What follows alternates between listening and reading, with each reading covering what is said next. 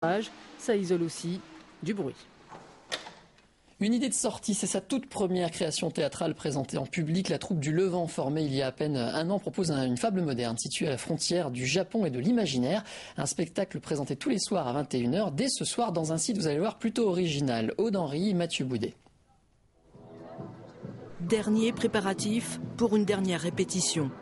Les comédiens enfilent leurs costumes, d'autres se maquillent et tout se passe là, au milieu de tout le reste.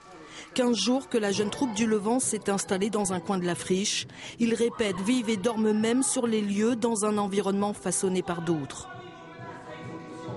On avait effectivement une petite appréhension en se disant quand on sera vraiment dehors avec les aléas du climat, avec le lieu, il y avait un petit peu d'appréhension et finalement une fois qu'on s'est installé ici, on sait très bien, ça s'est fait en fait très naturellement. Je ne saurais pas dire pourquoi.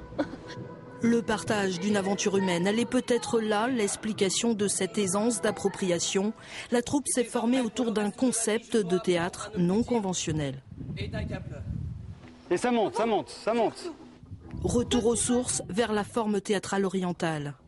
Ça peut monter encore. Ça monte. Ce qui unit par-dessus tout ces comédiens, c'est l'envie de vivre des gestes artistiques au quotidien, sur scène, mais également hors les murs.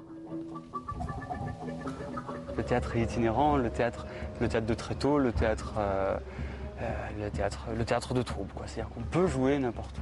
Pour du théâtre, il suffit qu'il y ait des acteurs qui jouent et un public qui regarde et le théâtre existe. Il suffit d'un parking d'une usine désaffectée ou d'un terrain de basket ou d'un gymnase pour faire du théâtre. La fille du général est la première création de la troupe, une réécriture pour évoquer un monde sans passion. Mais la troupe vous invite également à découvrir son monde à elle, un monde en friche qu'elle entend construire au fil de ses rencontres avec le public, que ce soit avant, pendant et après les représentations.